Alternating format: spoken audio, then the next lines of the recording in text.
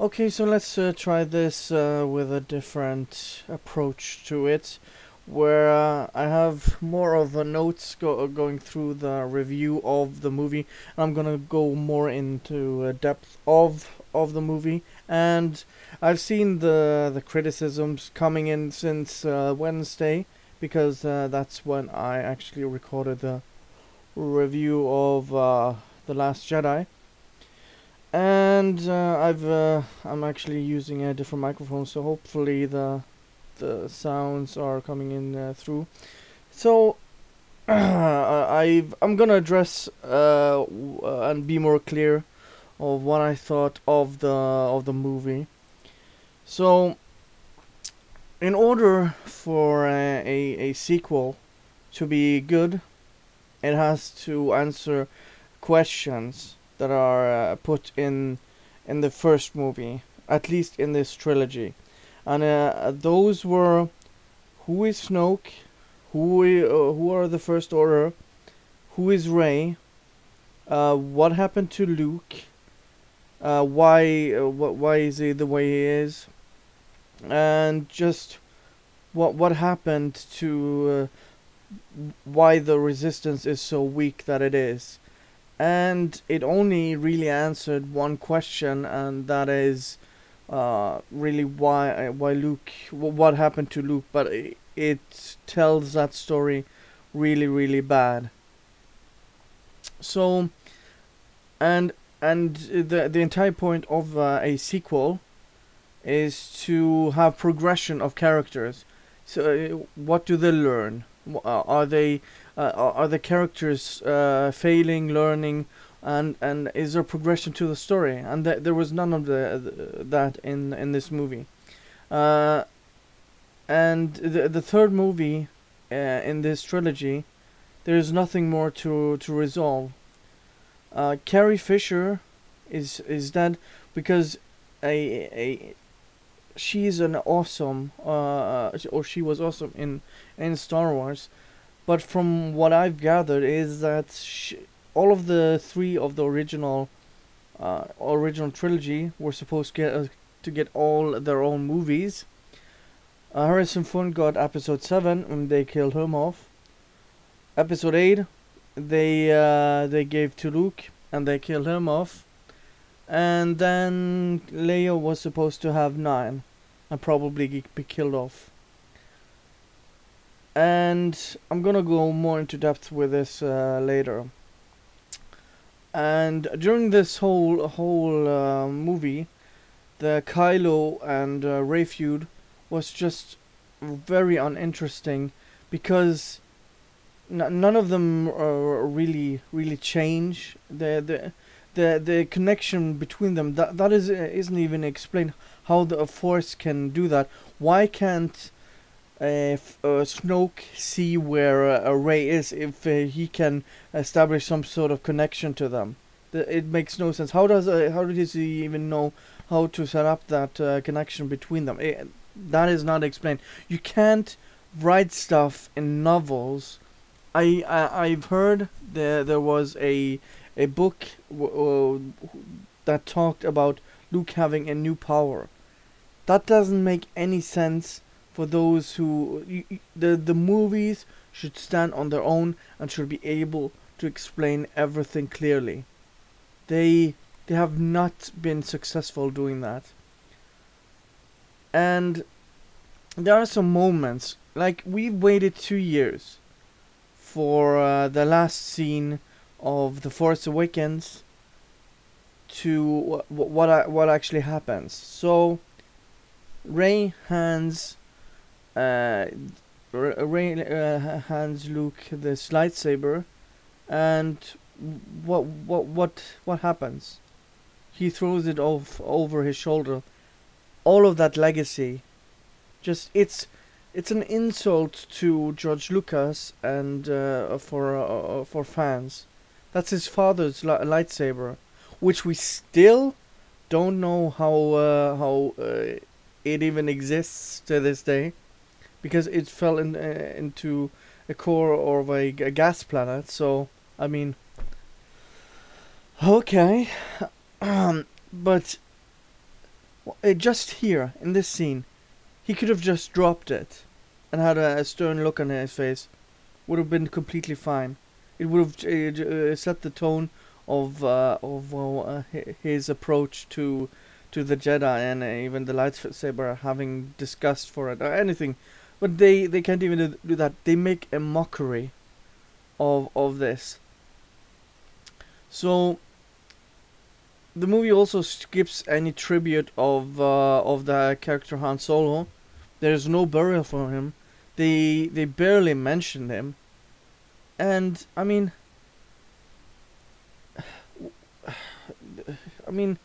there is no respect for the character of Han Solo even. And there is still no explanation what the Republic was. And what was so important when the Starkiller planet blew up all those planets. And yeah, Maz Kanata, I mean, how can she not? Can there not be any sequence of her explaining how she got that lightsaber? And the humor where she was basically having some sort of dispute and shooting people. That scene fell very flat, at least to me. And the flashback in this scene was very badly handled. I'm gonna go more into detail with this as well. The entire point of Star Wars is to have characters that are fleshed out, explore them, explain the motivations behind what they choose and do, and behind their action. This movie does none of this. They just want to make at least it feels like this to me. Sorry, I'm gonna have a sip. They just want to make flashy visuals and have no substance in this movie. Because how I look at it is, there are a lot of scenes where it all looks nice, but what actually happens in the scene, it makes no sense and doesn't have any real substance behind it. And I mean, there doesn't seem to be any plan for this movie beyond episode 8. Where can they go from here? They clearly wanted to replace all the old with the new, but they could have done this in such a way better way. I mean, yeah. R2, I mean, just look at him compared to BB-8. BB-8 was basically in the entire movie. R2 had only one scene, and CP3PO was barely in it as well. And I just feel the entire legacy and what Lucas created and all the cast is just getting disrespected. I mean, how did even C3PO get the gold helmet? He had a red hand in 7. They basically had no time between 7 and 8 to replace his arm, but they somehow managed. Okay. The visuals were great. As I said, worked for the scenes, but didn't feel like Star Wars. I don't know if it's how it's shot, if it's cinematography, or what it was. It just didn't look like Star Wars. It looked nice as some sort of other movie, but if you compare the visuals of the original trilogy and also the prequels, even Rogue One, it felt consistent. But in this, the sets just made they all look brand new except for the last scene where they had all these dusty equipments, but all just felt so shiny and had no real purpose behind it. So when we come to the planet and Rey does her training and her focusing things were her lesson with Luke, she somehow just go straight to the dark side when she's focusing, just and through the entire movie, just she can resist it somehow because she doesn't get what she wants for it. She basically finds out that she's a nobody, and the dark side doesn't provide provide anything for her. So it's more of a convenience. It doesn't make even her character have any integrity. It just shows its convenience, and that even ruins the character of being pure and good. She just chooses the light side because it suits her needs. And Leia being Superman, regarding the whole scene, goddamn phone, of her being basically being Superman in space, again goes against the. It makes no goddamn sense. How can you survive in space? Han Solo even says this in episode 7. That's not how the Force works. You're just making stuff up. She has never had any training. The only instances she showed any knack for of the Force was her connection to Luke, and that was it. She never lifted anything. I mean, even in episode 6, she did not understand. But Luke said she could learn, but she didn't. At least that's how they explained it in 8. She was a general, and I mean, they just crapped on the legacy of Princess Leia. Instead of the Admiral Holdo sacrificing herself, it should have been Leia.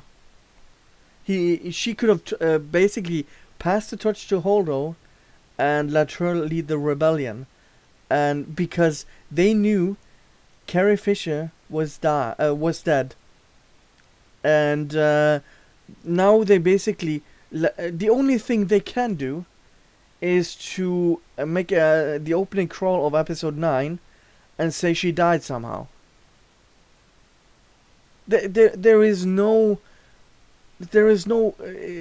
I mean, revision or anything think about how you can do this. I mean, there are scenes that could have been reshot with at the end of on the planet, when they came on to the planet. That could have been easily been reshot with Laura Dern instead of Carrie Fisher, and that wouldn't have been disrespectful. We would have understand, because she is dead and she's a beloved actor and character in this movie franchise. So it would have given her an epic ending, showing herself saving everyone once again.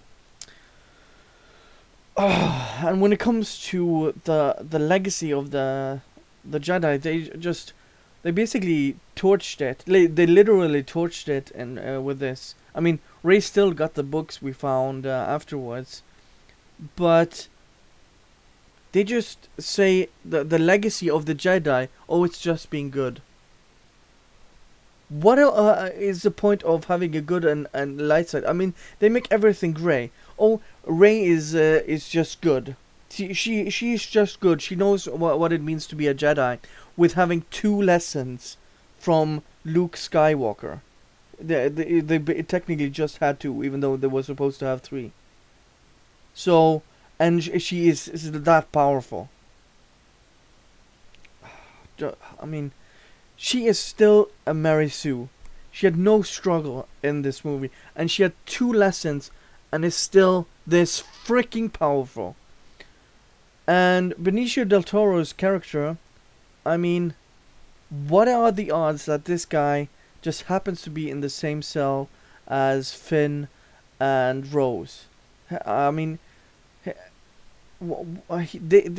his character had no impact to the story at all. I mean, they what I can say, for the most part, for this movie, there is no purpose and there is no payoff. And she, I mean, the entire storyline going with Finn and Rose to that planet is just a waste. And they could have switched out the Benicio del Toro's role with Lando. That would have made sense. I even thought this in the theater. It has to be Lando. And because, first of all, he would probably have info on the First Order, and he would be a gambler. I mean, that would have been in his wheelhouse. Sorry, I'm taking a sip again. There doesn't seem, as I said, no dark side or light side. Rey and Kylo even touching through the forest makes no sense, and he even got wet, but couldn't even know where she was, and I mean, compare it to Anakin and Luke. Both of them got injured and got defeated in their second movie. They sustained some kind of loss. Rey doesn't get this. She gets her shoulder a little bit injured, and that's it. Another instance of how she's a Marisu. She even saves Kylo during the awesome fight, which is one of the high points. As I said, you have the sequence in the beginning of the attack with the bombers. You have the throne room fight scene, and you have the right after where Admiral Holdo goes lightspeed and destroys all of the ships. And I mean, she saves Kylo Ren and has had 2 lessons with Luke. And how can she fight even like this? How can she fight like that? I mean, Snoke even talks about right before this. That's one thing they even address with this regarding Episode 7. Of you even got beat by someone who didn't have any training, and that's about it. That's not even addressing it. That's just mentioning, this is gonna silence all the critics of Episode 7. That she's a Marisu. It didn't address anything. It's just, we know you have this criticism, but we're not gonna do anything about it. And during all of this, how does Kylo and Snoke even know who Rey's parents are? How? Through this link? No, it doesn't make any freaking sense. So, when it comes to the training with Luke and Kylo Ren or Ben Solo, this just shows the complete regression of Luke's character. You had in Episode 6, in the most vital moment, Luke turned away from the dark side and saved his father and also everyone else.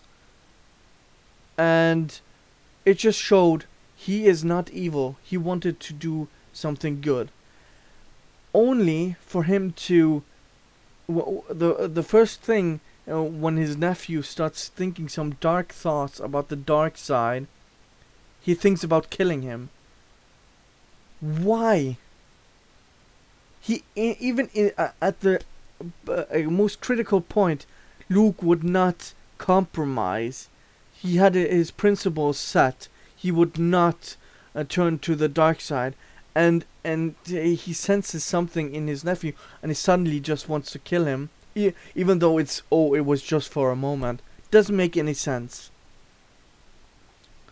In the original trilogy, it was for him to become a Jedi and overthrow evil, while also trying to save his father. Here, he just wants to kill Kylo because he's some emo kid with some dark thoughts I mean, if you look at it, Kylo Ren is just an emo kid. It's Darth Snape. You basically have an angsty teenager who is emo, and nobody understands him, and everyone is against him. Luke was always a good, naive guy. You can see this. That was also kind of his flaw, but in the end also his strength. Because in episode 4 he was just naive, and I mean, he compared to Rey, he had only skills he had was his being able to fly. And he was never Luke was never a backstabbing grumpy old man. Well, in this he's an old man, but he was never gonna backstab anyone. Rey's parents are just nobody, yet she's stronger than a Skywalker. The most powerful force sensitive bloodline in the galaxy, and nothing from episode 7 is addressed regarding her powers. It just goes completely against all the canon and lore that Lucas set up. The special thing about the Skywalker family is they were basically created by the Force, or Darth Plagueis, whatever you want to say it, or define it. And Rey is just stronger in any sense of the word without any training. Makes perfect sense. Even in episode 5, I don't know if it was weeks or a month or whatever, he could not defeat Darth Vader, and that was the most brilliant part of because he went before he was ready. And turning on the lightsaber with the Force is now suddenly possible, even though it has never been possible ever during all of the movies. Well, why didn't just Qui-Gon turn the lightsaber on when fighting Darth Maul? There's no point in having fights then. Why even carry lightsabers? That doesn't make any sense. Even though how they did it was cool, in the end, made no sense at all.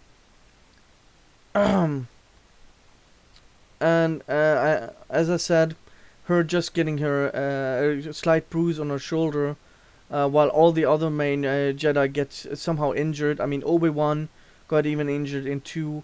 Anakin got injured in 2 and 3. Luke got injured in 5, and even twice in 5 actually, because in the beginning he got lost. So here's a few suggestions. I mean, where were the Knights of Ren? Why weren't they in this movie? And they better have not been the guards with Snoke, because they could have basically left out Snoke, and Kylo could have had a fight with Rey and Luke with the Knights of Ren. That would have been interesting. And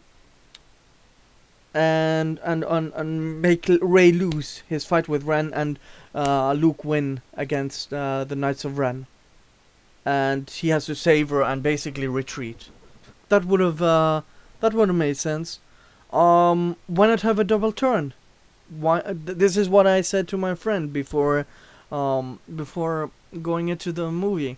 Why not have a double turn? Rey turns into the dark side, and Kylo turned good. But that would have been actually original. It would have made more sense. Why was there a slow motion scene of Luke, like Neo Luke, during the fight? Is this a Matrix now? This really irritated me to no end. Luke is just basically a Mr. Miyagi who just doesn't want to fight at all or own up to anything, even though it goes against his entire character.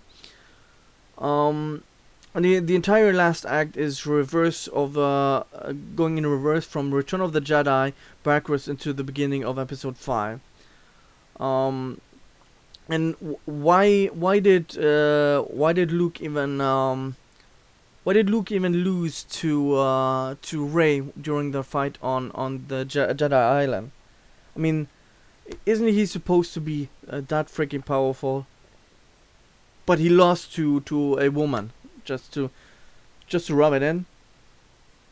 I mean, all the white male characters are or male characters are portrayed in a bad way in this movie. That's how I look at it. The slapstick humor is just way overboard.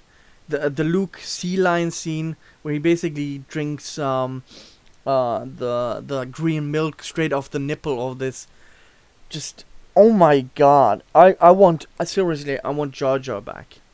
Seriously. The attack scene on the beginning with Hux and Poe, when the Resistance are evacuating, that's pretty much irritating. You have Hux, who is he's basically a bitch. He only does whatever Snoke and Kylo tell him. His character even had some depth in Force Awakens, but in this he's just a caricature. I mean, he's standing on the bridge as the general of everything, and he has this back and forth with Poe. Instead of just blasting him out of the sky, it goes. I mean, tonally, it's the new narrative dissonance in this movie. It's just baffling to me. That's one of them. I mean, they should have just been serious, but instead they make Hux to be such a pussy. And also when Rey asks, when they have this connection, when Rey asks Kylo to put his shirt back on when they have this connection and see each other, like, you have Finn's scene regarding when he wakes up. I don't know how he even wakes up when it's been like days since he had his back slashed up. I mean, they could have done some cool things by having some cybernetics in him. I mean, make him a little bit more like Luke with cybernetics and things like that. That would have been actually a little bit cool to do that. A little bit different as well. But instead he's just regular old Finn. And he has this scene with Rose where he basically gets sapped. So she's just a representation that women need to be more in STEM because she's an engineer, and just overpowers this trained stormtrooper. Women empowerment. That's how I read it. He doesn't progress as the character, and just wants to jump ship because he has this bracelet. Which connects him to the location of Rey, so they can find each other, but how can they be friends? They barely met each other in 7, and now suddenly they're just BFFs. You see this, they hugging each other at the end. I mean, how does this make any sense? The original cast, the 3 original cast, they met by coincidence, and through trials and struggle throughout the movies, they became friends and trusted each other. You have Han even redeeming himself, realizing that it wasn't just straightforward to friendship with Luke. He even despises Luke and Obi-Wan in the beginning, even though they paid him. So, and he all the time just tries to. He even hates Leia at the first encounter, and he has this big moment where he basically saves them, and at the end of 6, they have so much respect for each other because they went through trials. Rey and Finn have basically not gone through trials.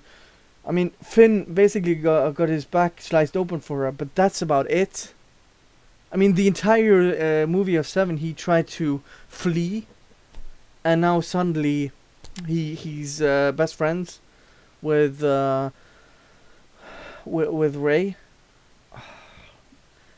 He doesn't progress. I mean, he just wants to jump ship immediately. And I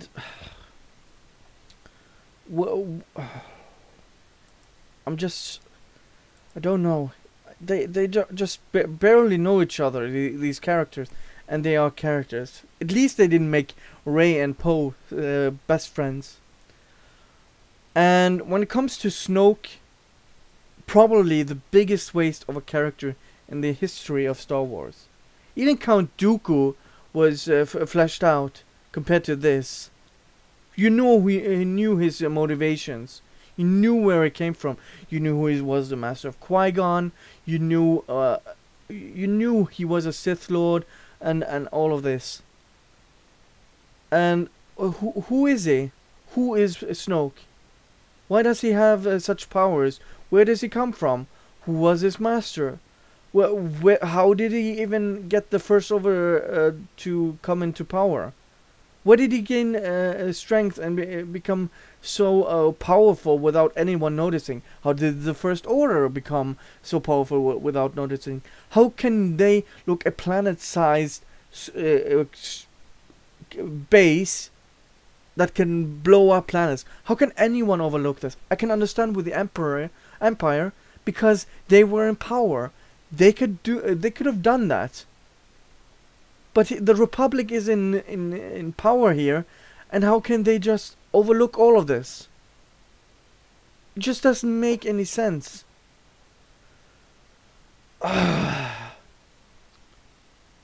Also, what was the entire point of him trying to find Luke in Episode 7 and then just suddenly ignoring it? I mean, if suddenly Snoke just... Why does he give a total... why doesn't he give a shit about Luke in Episode 8? As I said, how he died, it was cool. But I mean, how it was handled, because you don't have any relationship to him, or you don't know anything behind it. He just likes to torture Kylo Ren. That's about it. That's the extent of his character, and he's powerful. And during the scene of where the entire ship blows up, how does Rey get back to the ship? I mean, the entire ship was split into three, so, or to two pieces. Again, another plot hole. And as I said with Finn, his entire side story doesn't make any sense. It's just a pure coincidence that they figure out to stop the First Order to track them. The entire story of those two is just filled with politics regarding its anti-capitalism, anti-child abuse, anti-animal abuse. Like, please keep politics out of movies. Please. This entire thing was just to basically fulfill some sort of a political quote with a black guy and an Asian lead going through this, and the guards of them, they were white male. That's what I got. The First Order and all the white males in this movie are just a complete incompetent people. And you see the resistance filled with white cis males. While the resistance is just uber diverse, filled with female leaders, and people of every creed and things like that. But they just seem completely incompetent. Holdo is just it just seems is a feminist captain who can't even communicate her plan to save everyone, even though Poe says it's a stupid plan. And look what he was even right. He was right because they half of them got blasted out of the sky. But he was a stupid one, right? And it leads to her kamikaze attack. Poe was basically portrayed as a retard because he can't understand how women can be this woman can be this great general, and Holdo's character was waste because and had to save the day because she's a woman, and that's how it comes off. She had no characters. She had one glimpse of anything of her true character coming forward was when she said goodbye to Leia, having some sort of resemblance and knowledge to Leia's character. But sorry about that. They should have switched places right there. Leia should have said she doesn't want to see any more of her friends dying, so she wants to take the place. She's tired of the war, and it's her duty to save her people.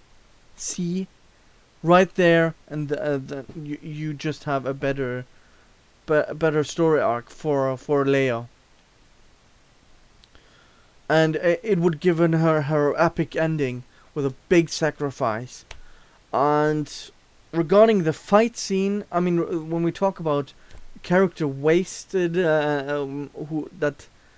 I mean, you have Snoke, but right up there with Snoke, you have Captain Phasma. I mean, the fight scene between them should have been in 7, but they just repeat it here, saying, "Oh, traitor," and then they have this big fight, which I didn't care about. And how is she a badass? She got her ass handed to her twice by Finn. And how is she exactly menacing or even competent at what she does? And the line that they say, I mean, "You're scum," and Finn says, "No, I'm rebel scum," and she just dies. What an anticlimactic! It's just so filled with cliche. I mean, and when it comes to Yoda, him breaking the canon entirely by being able to summon lightning. Jesus Christ! Sorry, taking a sip. My throat is dry because I've been feeling a little bit down on the weather. So sorry about the small breaks.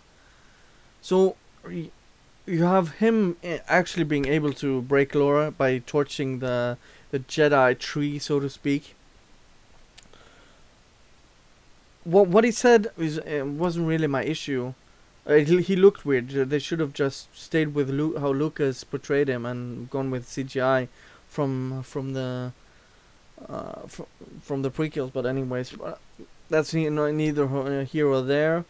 But Yoda said Rey is ready after 1 day of training. 1 day. That in itself betrays the character of Yoda.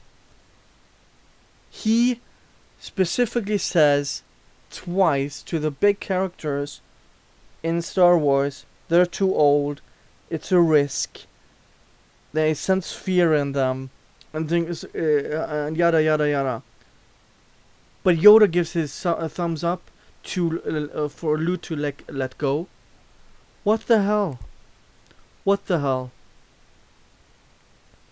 How can even Rey move these rocks at the end? Or fight with a lightsaber, and even best Kylo Ren with the Force battle where they split the lightsaber in two. She's had no training.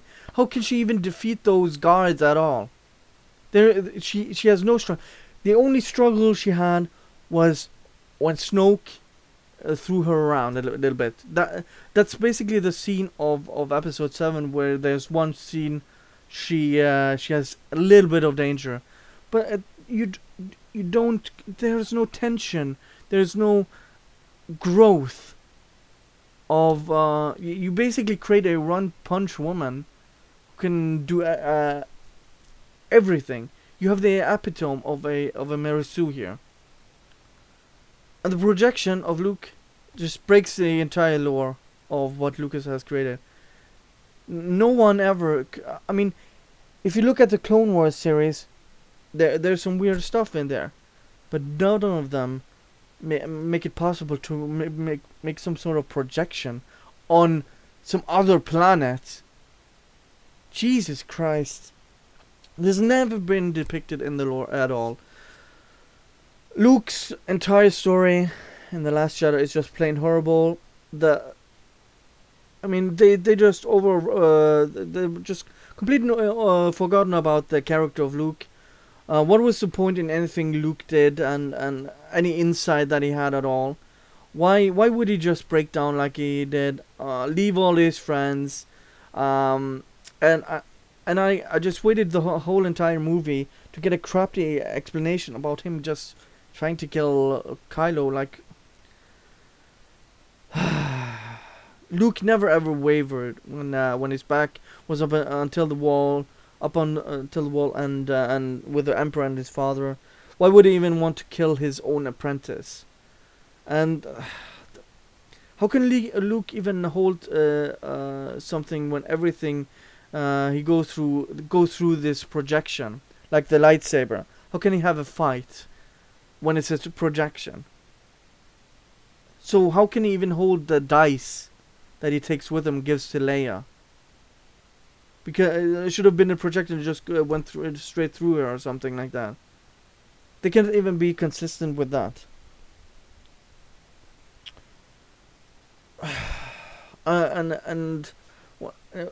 Just breaks the canon with the Leia Superman, the Yoda lightning, summoning lightning, and the Force. The Force Ghost shouldn't even be able to interact with the real world. That has never been in the freaking canon. They can't influence the world except for interactions, talking to them, and then this projection. Pacing. I mean, the acting wasn't an issue. It's not the pacing.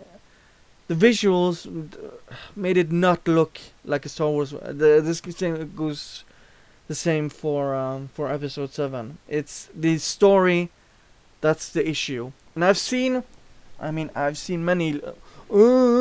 Episode 7 was so safe. It was so safe. And now that you're getting a movie which takes lots of risks, you don't like it. We can't please Star Wars fans. That's not the issue. See, this is a straw man of what people have an issue with. Consistency. Write consistently well over 3 movies. Be consistent. Even with the prequels, it was consistent. It wasn't as good as the original trilogy. It was consistent. And with this one, it's just all over the place. It doesn't make it. Rian Johnson even said on Twitter there were no plans beyond his movies, and it shows. It freaking shows. Is it really that hard to I mean, do you really want to bash people for being critical of something they love? I mean, this is my opinion. I got loads and loads of hate comments. Not even some people didn't even criticize what I said. They criticized how I talked. I mean, that's fair enough, but I mean, I didn't have anything to go off of. It was just pure what I thought after the movie. And for people just to say, "Oh, yeah, you're not a real Star Wars fan," or you just don't understand. You don't understand the brilliance behind this. I'm sorry, but these 2 last movies in the main trilogy here are just awful. This one is even worse. I mean, he has few high points, higher than Force Awakens, but overall, worse movie than 7. I rank them below the prequels. And I mean, all of the. I mean, you can say I'm plain wrong. I'm just. I don't know what I'm talking about. I've watched the original 6 movies so many times. And I've watched Clone Wars, the 5 seasons through 2 times, and I'm watching through the last season of Rebels right now, season 4 I believe it is, or season 3. Sorry. So and I've also started to listen to audiobooks regarding the new canon. So saying I'm not a Star Wars fan is just an insult to me, because I'm a big fan, and I watched The Force Awakens twice and couldn't get through it a third time because it's so awful. And I don't know if I can watch this movie again. As I said in my previous review, I'm gonna consider the first 6 movies and Rogue One as part of my canon, but I'm just gonna ignore all the movies from now. That's my personal choice. And hopefully the Obi-Wan Kenobi is gonna be good. And even Mark Hamill went out and said on several interviews saying that he fundamentally disagreed with what happened to his character and how Luke was written. But he signed a contract before even 7 was shot, so he had to be in this movie, so he couldn't decline. He basically signed a deal with the devil, and he did the best he could. I can't blame him or Harrison Ford. They signed a contract, and even Carrie Fisher. Anyways, those are my thoughts. Hopefully this was more coherent. Yeah. See you guys next time. Bye.